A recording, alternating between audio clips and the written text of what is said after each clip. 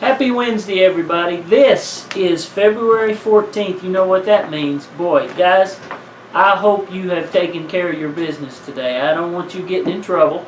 And I don't know if you got hearts or candy or flowers or cards. I don't know what you did. Don't know how you handled it. But I hope that you handled your Valentine's Day well with your Valentine. And, you know, I think maybe the ladies do about as much as the guys do on that, from what I hear. But what a wonderful day to celebrate. Now, I used to kind of be, used to kind of aggravate me a little bit because I thought, well, now the women, let's think about this.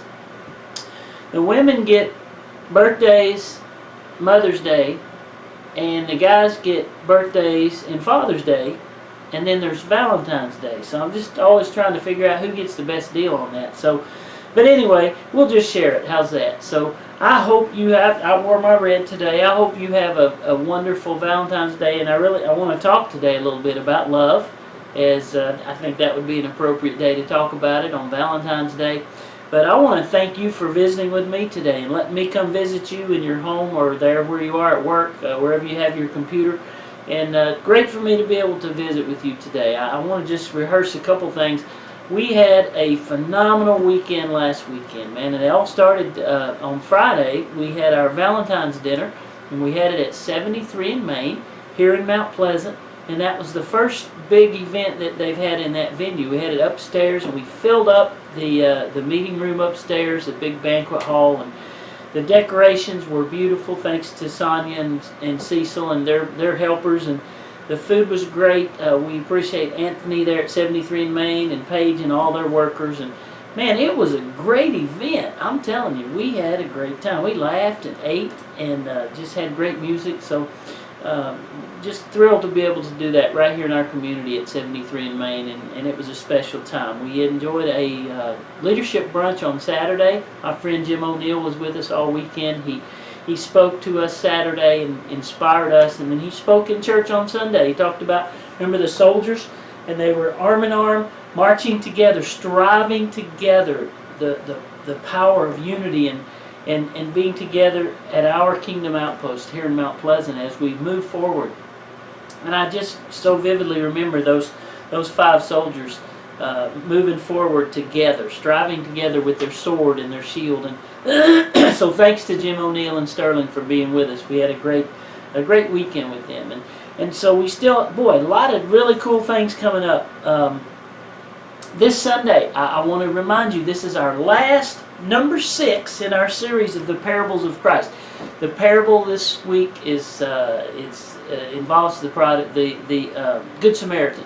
And man, that's another great parable. I want you to come and hear Saturday. We wrap up all of our parables. This also will be the last in our missions emphasis, and it'll be about loving others, about how we should love others and really be on mission wherever we are for the kingdom work, to the nations, as well as right here in Mount Pleasant. So Sunday's going to be awesome. Sunday night, I would like to remind all of our network ministry people to be here for training Sunday night, 6 o'clock, prayer and planning, 6 o'clock, youth group, 6 o'clock. Man, I'm very excited about the youth group. We've got some things coming up this spring. We've got a ice skating party. We've got a lock-in. And this summer, last week, were able to solidify our plans to go to a camp in actually the mountains of Tennessee.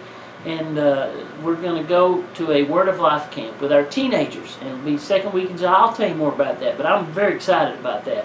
And so just a lot of neat things coming up.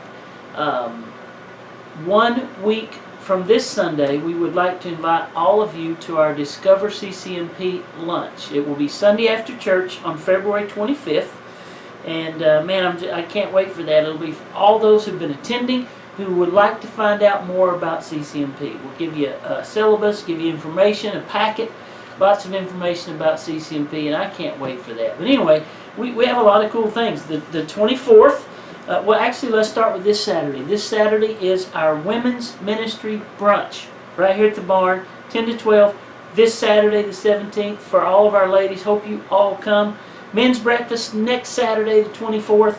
Our faith community and health ministry, February 24th, there's a brunch also. It'll be at the home of Debbie Thomas. Our Discover CCMP Sunday, February 25th, I'll talk more about that. Ladies, we have a conference for you. We went with the men, took them down to Woodstock, Georgia. And ladies, we have a conference for you. It's called Unspeakable Joy Conference. Saturday, March 3rd. And it's at Calvary Baptist West Campus in Advance, North Carolina. And you'll hear more about that. Next month, place is coming up. Another soup kitchen and an Ignite training. Man, a lot of stuff coming up. And I'm real excited about this spring. It's going to be a great spring for our church. And I just want to encourage you to jump in and be involved. Today will be the next meeting of the CCMP Classics, and I can't wait for that. I love it, and I'm ready to be involved with the Classics. And I just want to invite you to come visit our church. Don't just visit, don't just watch, don't just listen, don't just be a spectator. Get plugged in, get engaged, get involved with the Community Church of Mount Pleasant. Now, I want to give you a devotional thought today, and I thought it would be appropriate if we looked into the authority chapter when we talk about love. And I want to look at 1 Corinthians. You know, 1 Corinthians 13, that's what we're going to read today. But look at the last verse of chapter 12, which is a segue. It leads you right into the significance and the importance of 1 Corinthians 13, which is the love chapter.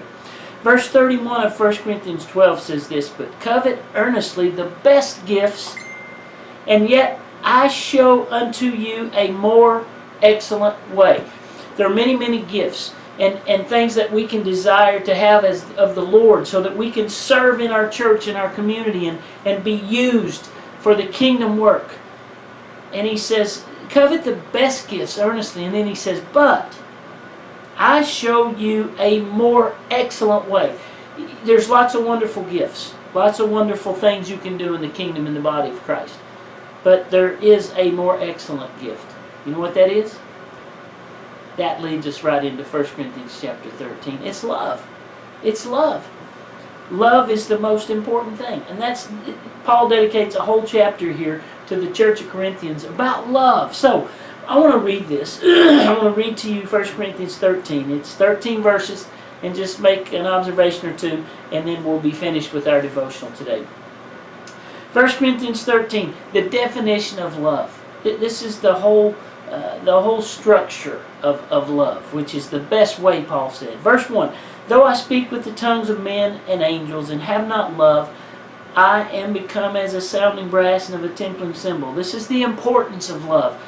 If I don't do what I do in love, it's a waste of time. It's racket. It is obnoxious if I don't do what I do with love. Verse 2, and though I have the gift of prophecy and understand all mysteries and all knowledge, and though I have all faith so that I could remove mountains and have not love, I am nothing. Wow, Paul. Let me see in verse 2 the significance of love. If I can do all these other things, great. But without love, I am nothing. Maybe we can get back to basics today. In all that you're doing today. If you don't love others, if you don't love your wife, your husband, your kids, your family, your friends, your neighbors, those you work with, without love, I'm nothing. Verse 3. And though I bestow all my goods to feed the poor, and though I give my body to be burned and have not love, it profiteth me nothing. The value of love. Verse 4. Love suffers long, is kind, it envieth not, it vaunteth not itself, it's not puffed up. The nature of love. It's not about yourself. It's always about others. Verse 5.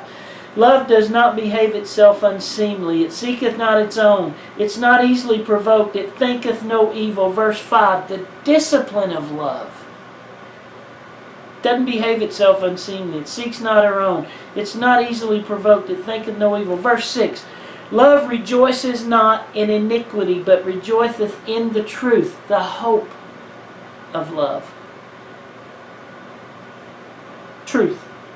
Verse 7, love bears all things, it believeth all things, it hopeth all things, it endureth all things. Verse 7 is the tolerance of love. It puts up with a lot of things. It bears all things. It believes the best. It hopes all things. It endures all things. So love is truly the tolerance of love. Verse 8, love never fails. Everything else is going to fail. All the kind of things you can do and serve and use and all that stuff. Love never fails. But whether there be prophecies, they will fail. Whether there be tongues, they shall cease. Whether there be knowledge, it shall vanish away. The endurance of love. Love never fails. It will always prevail. So, a life without love is a life that fails. Because love never fails. Verses 9 through 12. Let's read these verses as we're wrapping up our chapter. We've talked to you about all the things that love is. Now, verses 9 through 12.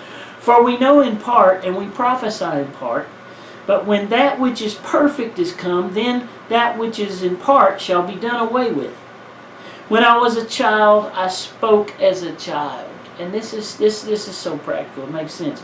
I understood as a child, and I thought as a child, but when I became a man, it's okay for children to act like children. Now you got to teach them, you got to discipline them, you have to mold them, but a kid is going to act like a kid. A little kid isn't going to act like a grown person because they're a child.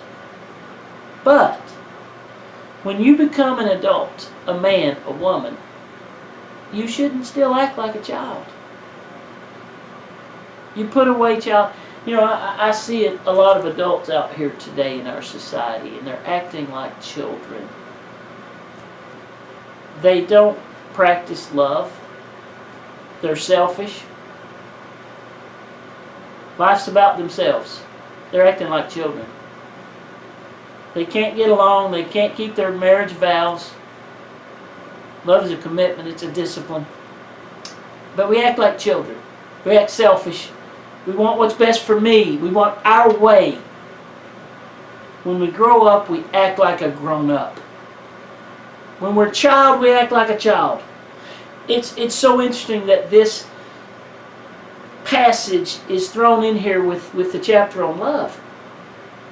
When you're a child, you do what a child does.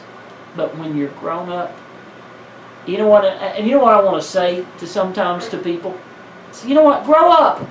Grow up. You're not a child anymore.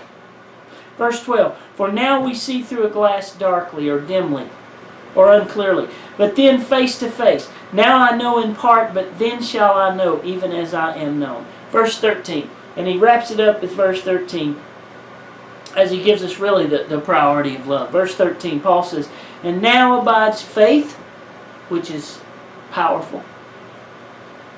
Hope, which is absolutely necessary to make it in life. And love. These three. But the greatest of these is love. Grace, hope, all of these things. But the greatest is love. Folks, I wish for you love today. And I read something as I close. I read something that I think is really true. Those who have not experienced love, who don't experience love, who don't have love, are unable to give others love. And because we're in Christ, we have the love of God dwelling in us. The unconditional acceptance, the love of God. Therefore, we have the capacity to love others. So today, your assignment is go out on Valentine's Day and love others. Those close to you and everyone you come into contact with. I hope you'll come and see us real soon at the Community Church of Mount Pleasant. Thank you for joining us today. God bless you. Happy Valentine's Day.